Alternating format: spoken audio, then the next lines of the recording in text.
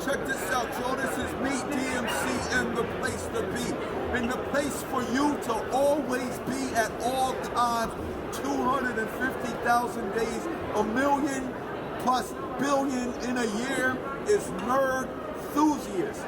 Nerd Enthusiast is the place to be. Take it from me, I know a lot about places to be. And while you're there, like and subscribe. Ruh.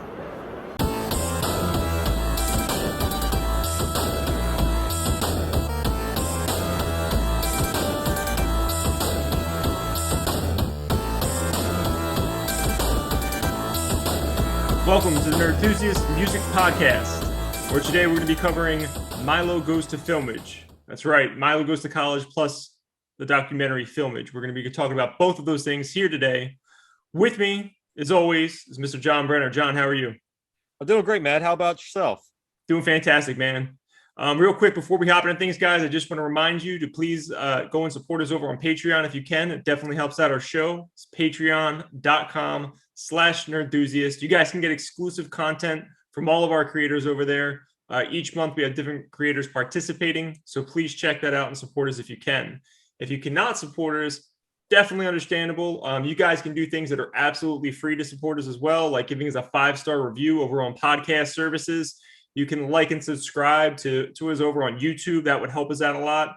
And please remember to follow us on Facebook, Instagram, TikTok, Twitter, at Nerd Enthusiast, on all those things. John, the Descendents, Filmage. Tell me about it. What are your thoughts? Well, the Descendents are a very personal thing to me.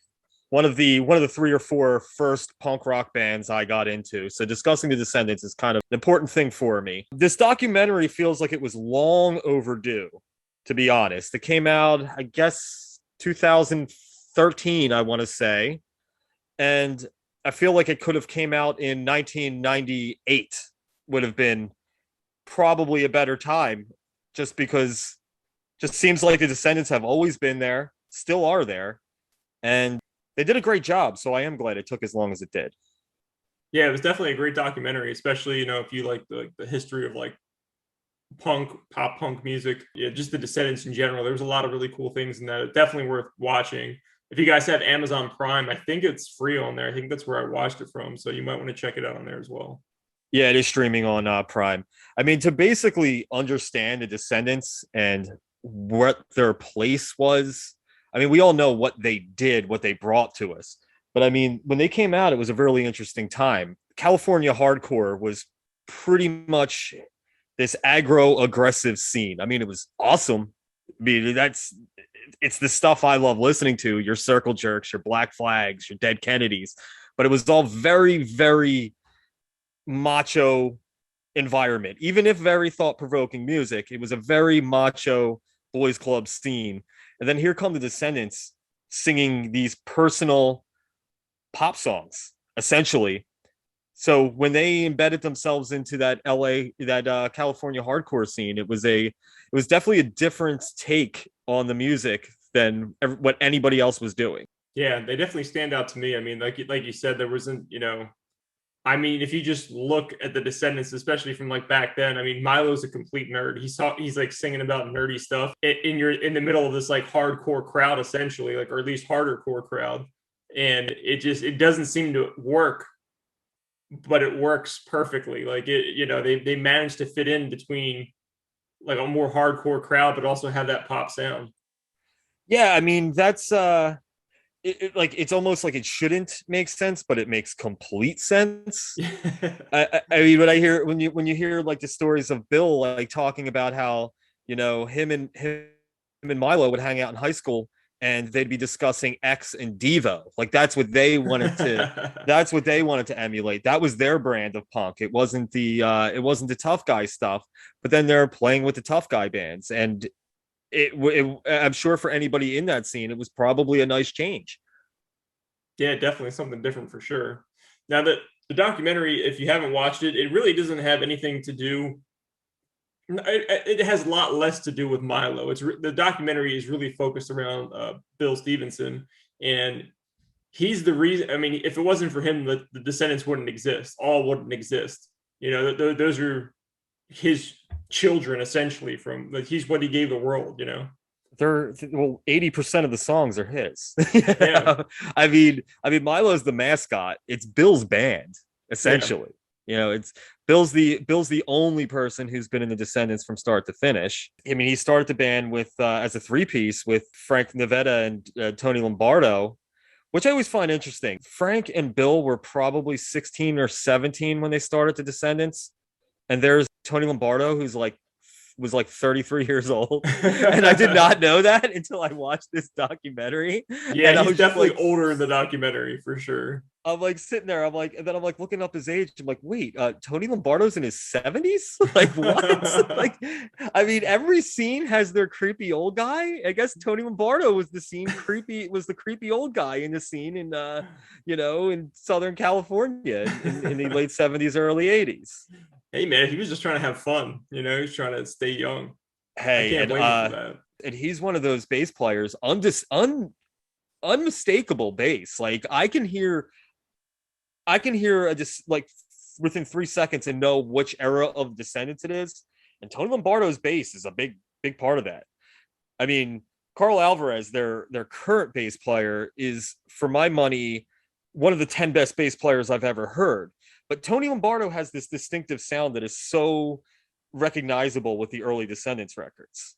Individually they sound different for sure, but another thing that's impressive is the direction of the band, which is going to go back to Bill again. They still sound like the Descendants, and you can't say that about a lot of bands. Like you can look at that as a good thing or a bad thing also. Like some bands will go into different genres and stuff like that, and sometimes it works out and sometimes it doesn't. But the Descendants that you listen to today sound like, or at least similar enough to the Descendants from the late 70s, early 80s. Oh, completely. Like I remember being in college in Stockton, and me and Anthony were in a car, and that "Nothing With You" song came on the radio. Like it just dropped on the radio. It was being played on regular radio, and me and Anthony right away were like, "Oh, this is a new Descendants song!" Like we knew it right away, and that was kind of weird thinking because it was their first song in 8 years, but you could tell right away that it was a Descendants song. There was no mistaking it. Was that Cool to Be You? Was that yes. that record? Okay. Yes. So this would have been 2004. Yeah. Yeah, it was a good record. I like that one quite a bit. Yeah, I love that record too. They have an awesome story arc. I mean, they start as a three-piece band. Milo's just kind of the guy that hangs out at their practices. Like, oh, I'm a friend of the band. And then he starts singing songs at practice, and they're like, hey, why don't we just make Milo the singer? Like, it just kind of makes sense. Yeah, and what a weird thing, just being like a fan, like, oh yeah, I'm just gonna hang out with these guys, practice, like I like their music, and then like you just start singing for them. Like what a strange thing to happen, but also not strange. Like they say it in the documentary, it was like the most obvious thing in the world, but it wasn't obvious to them at the time. I mean, when you listen to the really early stuff, you can tell they were meant to, at that point of the band, they were definitely a three-piece, but it was like, I don't know how much longer they could have sustained their sound as just being a power pop trio. I don't know if that would have so they put out the Fat EP, which is fun. That EP is fun. And then obviously Milo Goes to College comes out, which is basically your very angsty high school teenage record, and it's perfect. All those songs are so relatable, and we'll talk about the record more into detail. And then then Bill kind of branches out a little more. He wants to make pop songs, and that's kind of where the I Don't Want to Grow Up record comes out. It's still very distinctively Descendants, but they definitely expanded their horizons on that record. There's a pop on there, and it's kind of a perfect record. That's when Tony first left the band, and that was kind of a change of direction. Milo was in college, as the last record said. This was him coming back a couple years later saying, all right, let's put out another record. Let's do a summer tour. And that was the I Don't Want to Grow Up record. Yeah, that's something that happened back and forth. Like Milo would, take these leaves of absence basically from the band to pursue, his education and learning, more in college. He has a PhD now, I believe, correct? He's officially retired. He was working for DuPont, actually making like chemicals. Like he was honestly, if he hadn't retired, he probably would have been working on a COVID vaccine, if we're being honest. Like that was his life. That was his life's work, was biochemistry. The Descendents were just an afterthought. Like that's kind of crazy to think about. It is. You have this guy who's this frontman of this legendary, Mount Rushmore of punk rock bands, and that was always his secondary thing, which the documentary also goes into. They put out I Don't Want to Grow Up, Enjoy, and then they put out the All record, which is where they get in. They put out that record in '86. It was Carl Alvarez and Steven Egerton come over to play bass and guitar respectively. They tour in '87, and Milo calls it a day. Like that was his farewell. They become All. That's why I always joke that the All record was actually the band All's first record, as Milo being the first singer of All. Like that's kind of how I view it, instead of the current Descendents lineup that's been together since off and on since '86. They've been All longer, Right, for sure. Yeah, it'll be interesting to see like if they're going to go back. I'm sure they're going to play like as All again at some point. Well, they did Punk Rock Bowling with Chad Price on vocals a couple weeks ago, and I've probably watched the set 4 times. So I like long for All to do a tour with Chad Price on vocals. Like I want that in the worst way. Yeah, I mean, All had 3 different singers. They had Dave Smalley was their first singer, and he was most famously the frontman of Dag Nasty and DYS up to that point.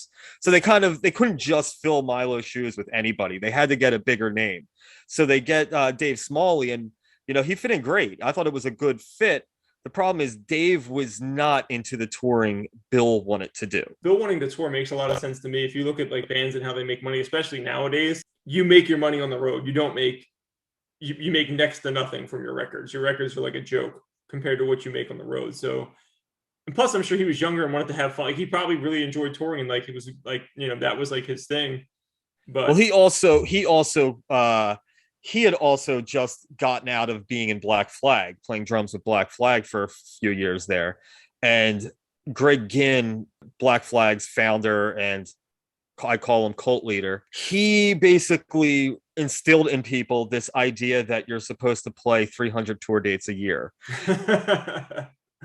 I mean, if you ever want to just listen to something interesting, listen to Henry Rollins' audiobook about his time in Black Flag called Get in the Van. There's also a book he wrote, but listening to him tell the stories, it's insane.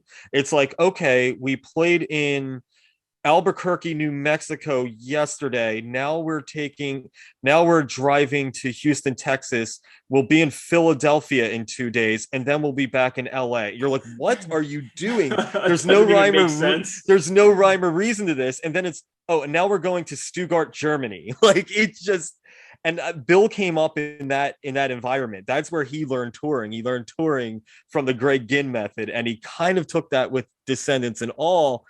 And Dave Smalley was just like, yo, I'm out. I can't go back into the studio to do the next record. I'm dreading going back on the road. Yeah, I mean, I can't blame him. That's like, there needs to be some sort of off time at least, or like. So then he went and formed Down by Law and just kind of does his own thing, like does intermittent Dag Nasty reunions from here and there. And he just kind of does his own thing. He just was not into that touring life anymore. And so they recruit again, kind of a Milo situation. They get the guy next door in Scott Reynolds to be their second singer. Probably put out, a lot of people would say, their best material, and I would probably agree with that. Even though, as great of a singer as he was, I think they took a step forward when they got Chad Price, because Chad Price kind of has his own thing. He has this. You could tell he's from Texas. It just works with the Descendents essentially playing, and then this like Southern singer. I don't know. It just really, really works for me. And I love that era of the band so much. But then it was also very welcoming when Milo wanted to come back and put out some stuff. And then they went back and forth for a couple of years. And now I guess they're more Descendents. Yeah, I guess since 2004. All hasn't put out the record actually since 99. Yeah, over 20 years ago. Yeah, it's crazy thinking that. That's nuts. Crazy Man. thinking that. They put out 2 in 2 years, and then they just kind of never put out another record.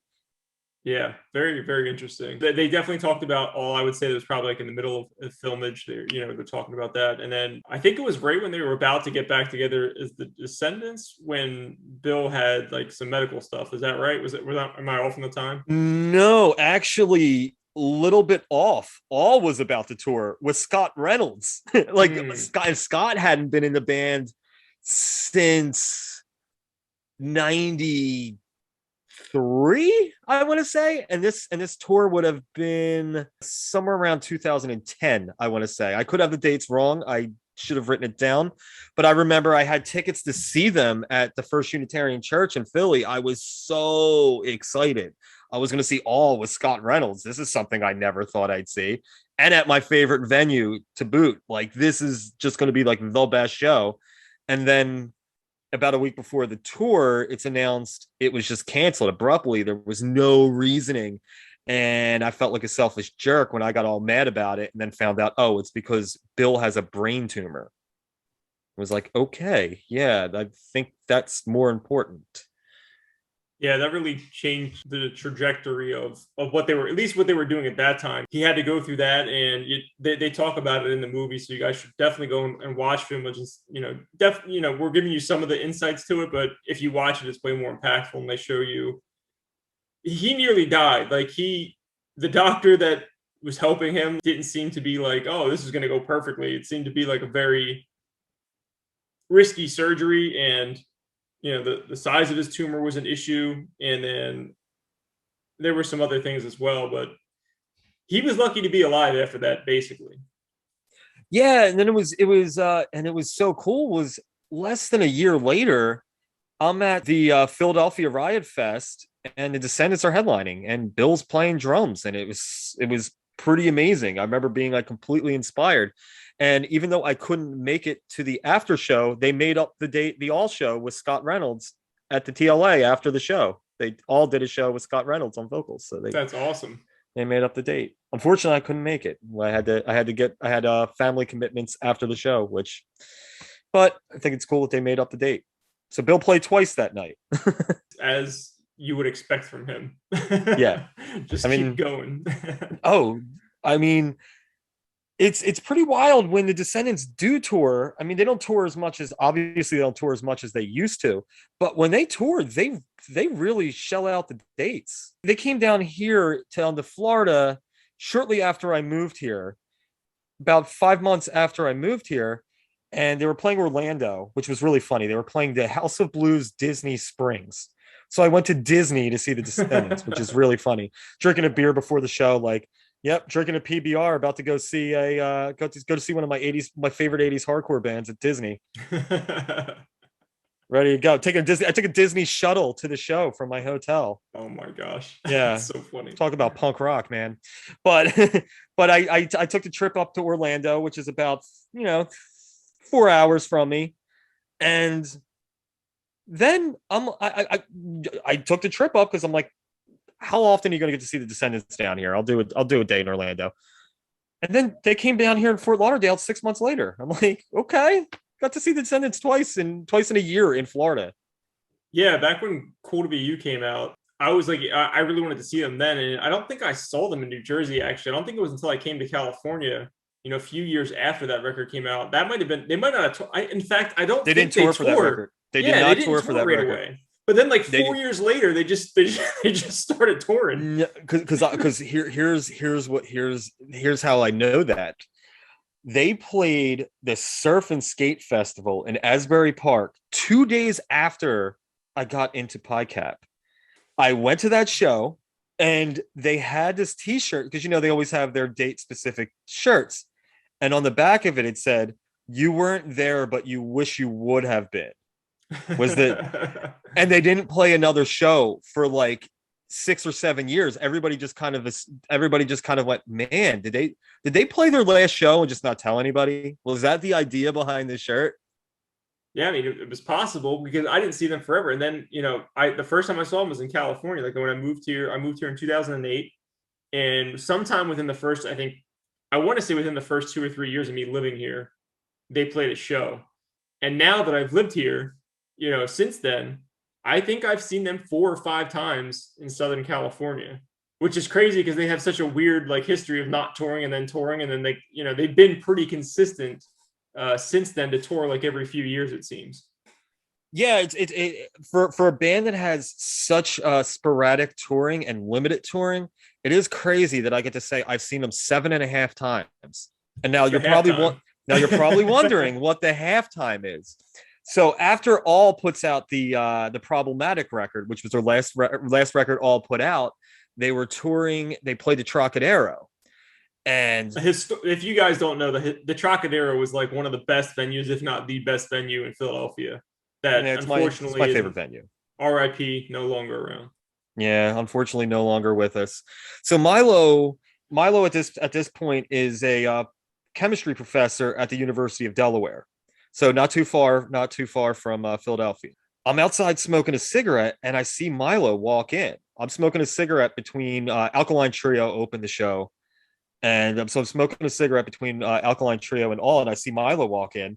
And I go to my friends. I'm like, "Yo, Milo just walked in the door." And they're like, "No way!" I'm like, "Yeah, dude.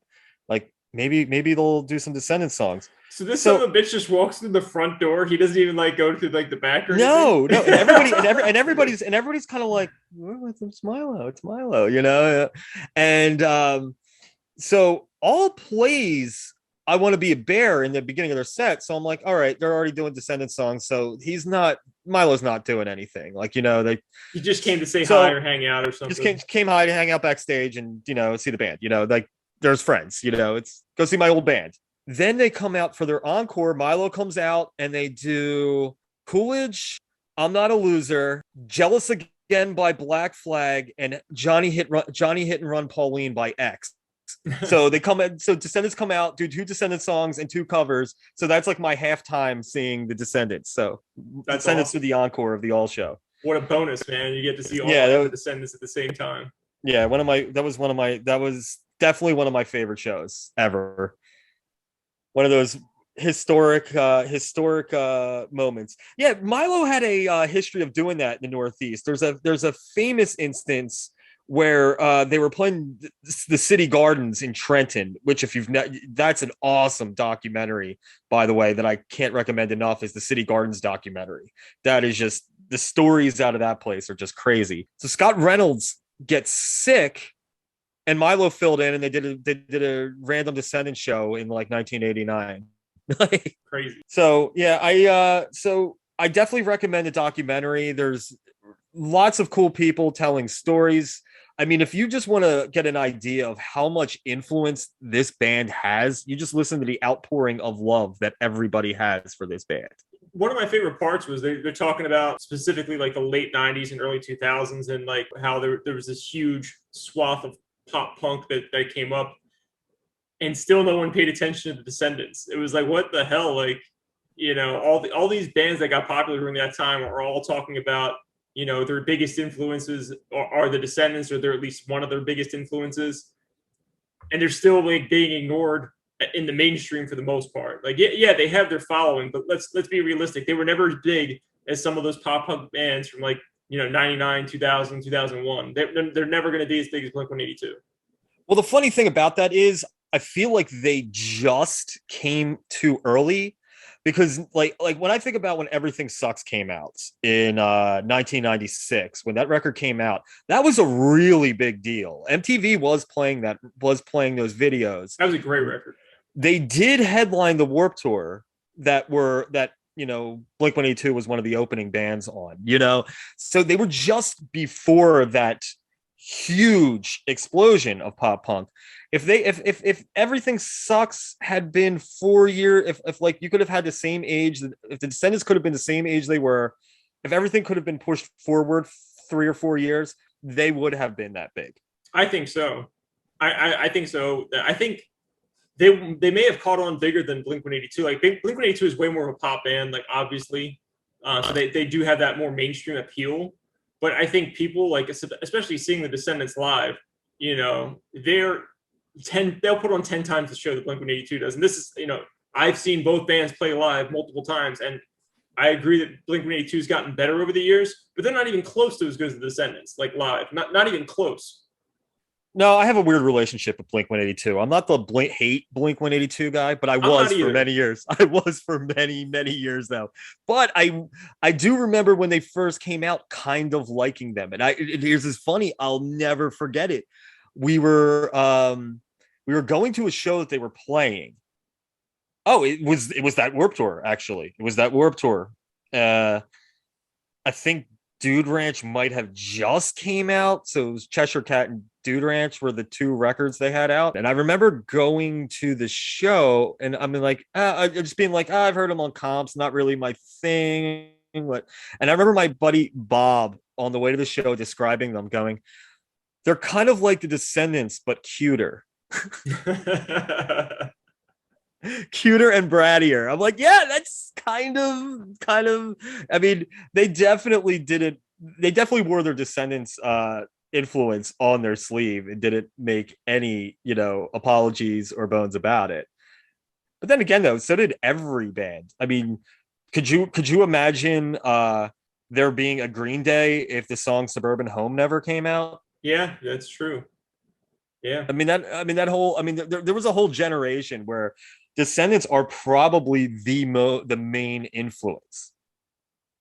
I mean, I like a lot of pop punk. Like, I like Green Day a lot. I think they have some albums that aren't that great, but I think they have other albums that are like amazing. Blink-182, I have they have some okay albums. Like, to be honest, their self-titled album is my favorite album by them. It's the weirdest album by them. No other Blink-182 album sounds like the self-titled album, and it's their best work. I was hoping they would continue going down that path, but then it just seemed like they just went back to being Blink-182 after that album.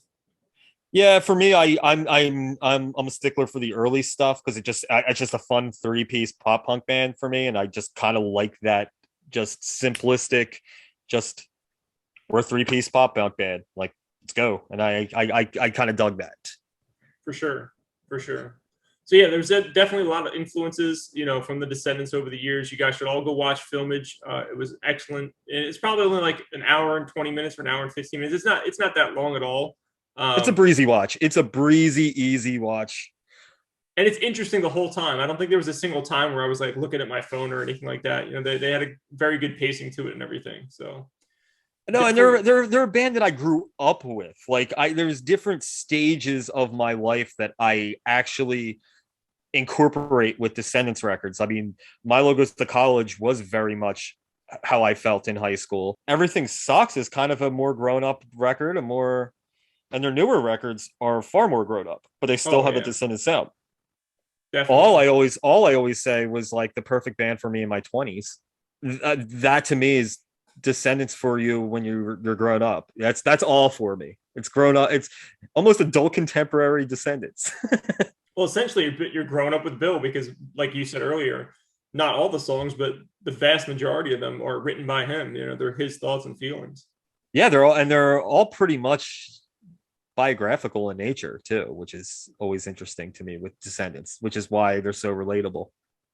Yeah. Personal experiences. When you write about an actual personal experience, it sounds more honest and true. And I think that's something that you can definitely, if I could describe the Descendants in one word, it would be honest. That's a good way of putting it. I like that. Speaking of that, so we're talking about, the Descendants and the way they write records. Milo Goes to College comes out. It's like, huge at that time, for that scene. And like you said earlier, there's not many things you would call a perfect record. This album is great start to finish. I think every song on there is at worst case scenario, the song is good. And most songs are great to like amazing. So we're going to pull out some of the ones that you and I both like. Instead of going through every single song, we're just going to talk about a few of them briefly for you guys from that record that we think are either important or that we just happen to like. And we're going to start out with Myage. How do you feel about Myage? I remember when I once did a playlist of just album openers, an entire playlist of just track number ones. And I started it off with Myage because Myage is the perfect opening track. Again, that Tony Lombardo bass line, you can't, it's unmistakable. As soon as you hear that, if it comes on my shuffle, I'm like, oh no, hell with that. I'm just starting the record over again. I'm listening to my. That's what I'm doing right now. I'm gonna listen to my. That's what I'm gonna do for the next half hour. I'm gonna listen to Milo Goes to College. Well, look, that's a great point, right? The album is 22 minutes and 39 seconds long from front to start. Like you can listen to this whole album in a car ride home from work. If you got a 25-minute car ride, you can listen to the entire record. And this is again why it's so good. It's like I like short records personally if they're done well, if there's a lot of good songs. And I mean this is something you just put on and forget about. It's just there. It's it's just playing in your environment. And there's no need to skip a song. I like my records either super short or super long.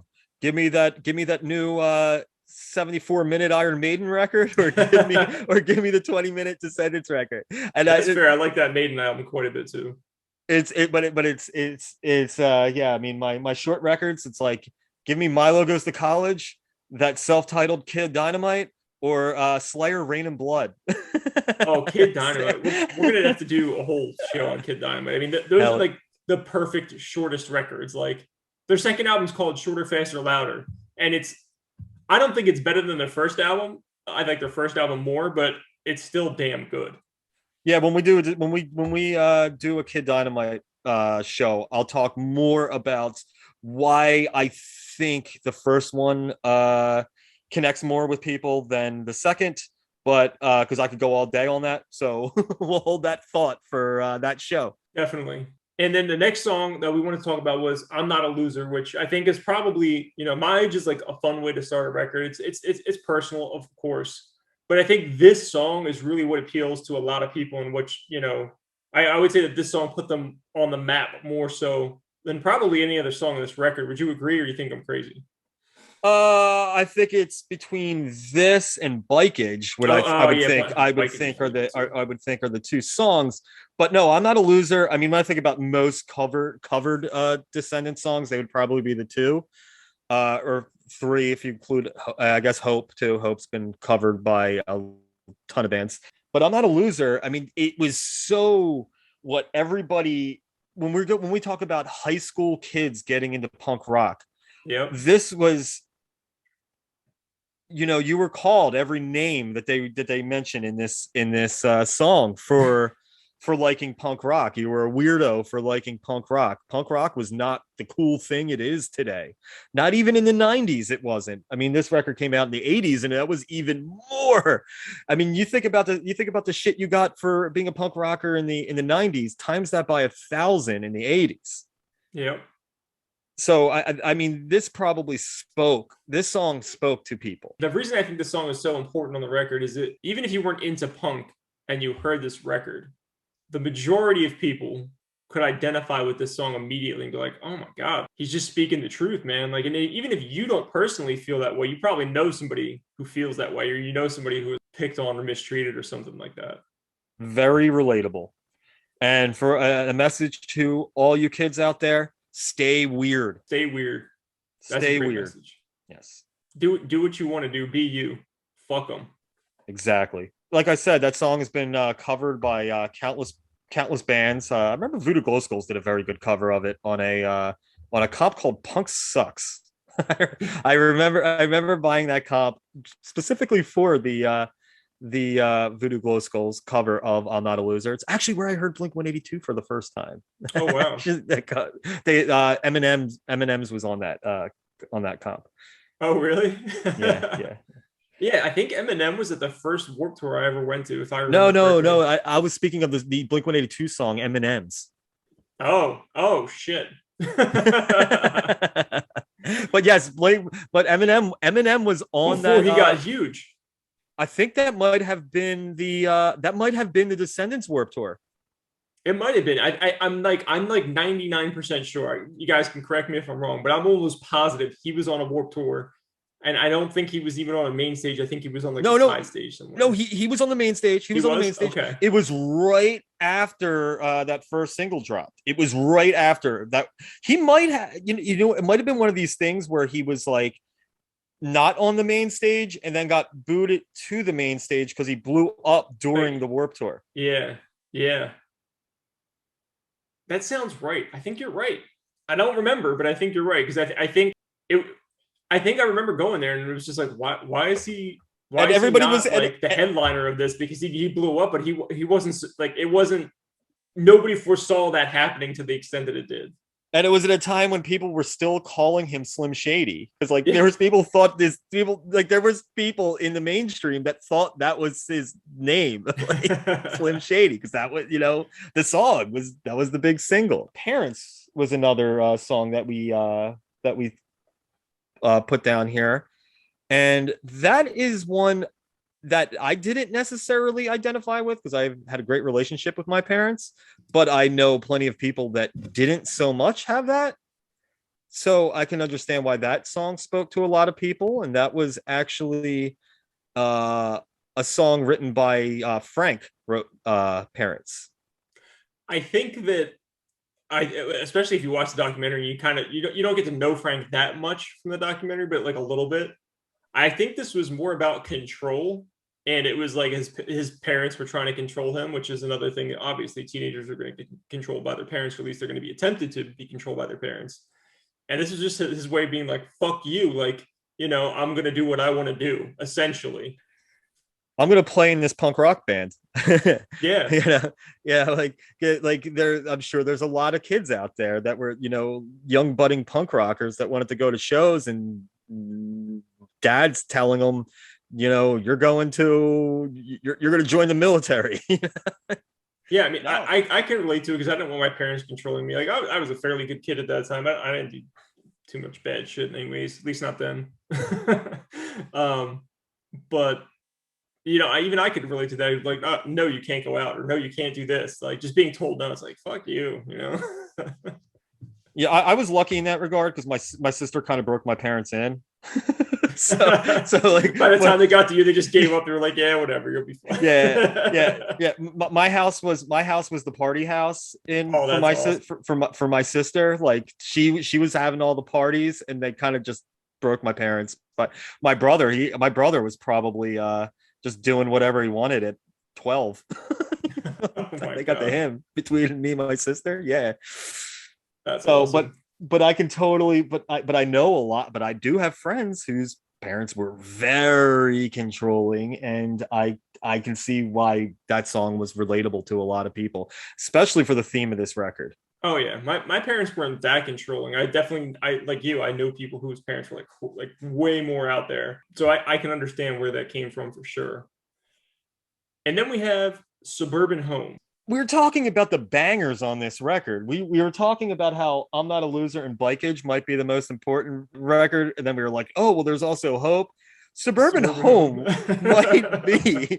I mean, it was the first Descendents song I ever heard. I remember vividly hearing it for the first time. My friend Mike Carney, who I've been friends with since I was in kindergarten, still friends with to this day. His older brother Brad was kind of like the guy who got us into good music. We were in Mike's room and we heard Suburban Home coming from Brad's room, and it was like, what is this? What is Brad listening to? We need to listen to that. And it was Suburban Home. And he was just like, oh, it's Descendents, Milo Goes to College. This is like one of the greatest records of all time. I'm like, oh, should check it out. For somebody like me, completely identifiable as somebody who grew up in suburban Philadelphia, even though this is about suburban Los Angeles. Suburbs are suburbs. Yep, they certainly are. This was one of the earliest songs I've listened to by them, but I feel like I listened to probably Everything Sucks first. I think I listened to like that entire record before I heard anything off of this one. It was just like, okay, then now there's two really good records, so what else do they have? Like then you start exploring into other things. So if you want to listen, if you haven't heard the Descendents and you're listening to this now, you can start with, I would start with one of those two records. They're both fantastic, and they'll both get you hooked, and you'll know what you're in for. Yeah, and they're starkly different. It's the same band. I mean, it's the same. I wouldn't say it's the same band because it is a different lineup, and you can hear that. But it's still the Descendents. They're both very much iconic Descendents records, and they're at two different stages of the band. Yeah, this is certainly like a high school stage, and then like as you get a little bit older, I mean, it's called Everything Sucks. I mean, it's right in the title. That's what you're getting from that record. Yeah, there's actually a great bootleg that came out that is on, you can find it on YouTube. It's all the Descendant. It's this all the demos for Everything Sucks with Chad Price on vocals because it was it was recorded to be an all record. And then Milo was like, hey, I'm going to take a break from teaching college. I'd like to do some Descendants dates. And they're like, do you want to do it? Bill's like, do you want to do a record? Oh yeah. So it's kind of fun. There's a it's I think it's about 10 of the songs are masters with Chad on vocals, and it's a little fun to listen to. But going back to Milo Goes to College, Suburban Home. Then of course, you can't talk about this record without talking about Hope, which might be, we're talking about identifiable songs. As a nice guy, this song was very identifiable to me in high school. Yeah, I mean, you related them to Green Day before, and it puts in my head the Nice Guys Finished Last from the Green Day's record. Very similar. Oh yeah, well, Green Day's another band that wears their Descendents love all over the place. It is crazy thinking if Milo didn't go to college, they probably would have been a MTV mainstay. But a song like this, you would think would be plastered on MTV. Well, this song has been covered by mainstream acts. Sublime covered it on the 40 Ounces to Freedom record. Band that we talked about on an earlier podcast, Soul Asylum, covered this song as the B-side for the single Misery, which was their only number one single that Soul Asylum put out was Misery. Yeah, it was their song that Weird Al covered as well. Weird Al did a parody of. Hell yeah. I think we talked about Weird Al in every episode so far. Well, that should be an ongoing theme because you can't talk about. We need to do a Weird Al episode. That has to happen without a doubt. But yeah, Hope has been covered by a lot of bands. Very relatable song about just wanting the girl that you can't have, and that's the theme of Hope. Yeah, almost everybody can again relate to that, from your high school years, I'm sure. Of course, I think we've mentioned this song 3 times in this podcast already, which is Bikeage. Oh, yeah. I mean, that song's like real life, kind of mess you up if you think, if you're thinking about what you're listening to and not just listening to it. Yeah, this is about giving time to that person that probably can't be helped. Yep. They can't help themselves. Which, there's not much you can do if they're not willing to at least try to help themselves. And like every other song on this record has been covered by countless bands. Face to Face, notably. Oh yeah, dude, their cover of Bike. I like the original better, but Face to Face's version is excellent. Yeah, very good, as well as a great Philadelphia area punk band called Plow United. I saw them open for the Descendents at the Philly Riot Fest. And that was like a really big deal for Plow United. They made it like a big deal that they were reuniting for this show. And it was the second time I saw a band that covered Bikeage open for the Descendents. The first time being Face to Face at Surf and Skate Festival. Oh, wow. So it was like kind of funny, like thinking, well, I guess they're not playing Bikeage tonight. Bikeage might be a top 10 to 20 favorite song of mine all time. Yeah, I mean, I never sat down and thought about, organizing this into like what's the best Descendant songs or anything like that. But that one's certainly up there, easily in everybody's top 5. If it's not your top 5 Descendant songs, I don't know what the hell's wrong with you. You don't have a pulse. Revisiting this record is something I probably do probably once a month. I would say I probably listen to Milo Goes to College once a month. There's very few records that I can say that about, and Milo Goes to College is one of them. I don't ever tire of it. What it did for punk rock is amazing.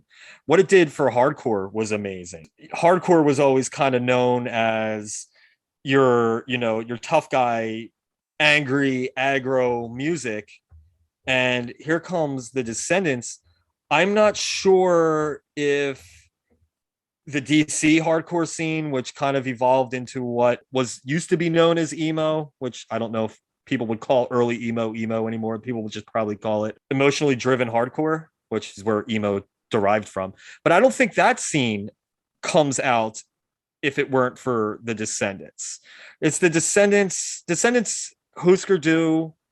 There's a very small group of bands that were out at that time that were doing personal music in that scene. It changed everything. I mean, like we talked about earlier, it's a very influential band. All these other bands were inspired by the Descendents.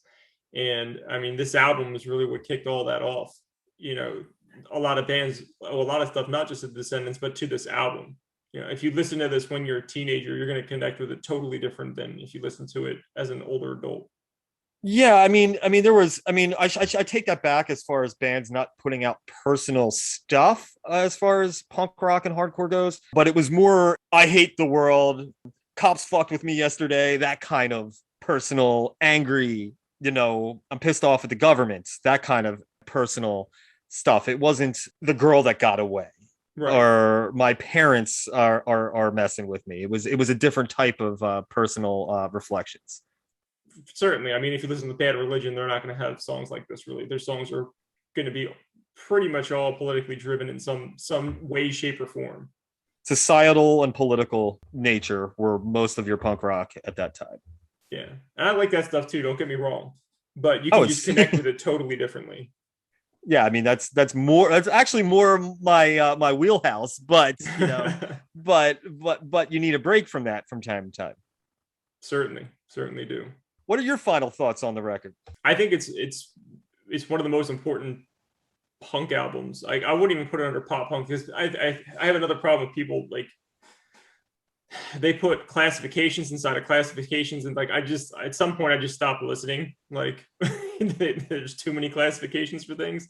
So I would just say this is one of the best punk albums you can listen to, and you can put that under hardcore, you can put it under pop punk, I don't care what you put it under, but under the flagship of punk rock, you have to listen to this record. It's a must. That's the beauty of the Descendents in reality, is that your hardcore kids love the Descendents, your pop punk kids love the Descendents. There's something for everybody with the Descendents. I couldn't have said it much better. That's exactly what I was trying to say. Everybody gets something from here. And even if you've never listened to punk, this is a great place to start. There's very few better places I could point you at than the Descendents and then Milo Goes to College. Yeah, I mean, they were one of the first two punk bands I started listening to were Descendents and the Misfits. They were the first two punk rock bands I got into. So I would agree with you. I don't know if there's a better starting place to get into punk rock than Milo Goes to College. It was mine. So speaking from personal experience, I can totally agree with that. Yeah. I mean, if you can't connect with this right off the bat, go to Everything Sucks. One of those two is going to get you. I don't know which one. Maybe them both like me. Maybe them both like you. But yeah, I mean, or Everything Sucks, or as I call it, the new Descendents record, which just celebrated its 25th birthday. Nice. but I still call it the new Descendents record. All right, guys. Well, thank you for listening to this episode of the Nerd Enthusiast Music Podcast. You guys can follow me at From NJ to CA on my personal stuff. Make sure you guys follow the company at Nerd Enthusiast over on Twitter, Facebook, Instagram, TikTok, all those things. Please like and subscribe to us over on YouTube. Support us over on Patreon. Our Patreon is patreon.com/nerdenthusiast. All the support you guys give us over there goes right back into making our shows better. And we really, really, really appreciate that. John, where can people find you? I am on Twitter at SloopJ232 and on Instagram, SloopJohn232. That's right. So make sure you guys follow us there. Please keep up with us for the next episode. I think we're going to be doing the Rolling Stones Between the Buttons. We also have to record our Halloween show soon. So I'm not sure how these are going to air. So just stay tuned and get prepared with that stuff. Thank you guys for listening. We appreciate it. Until next time, you guys take care.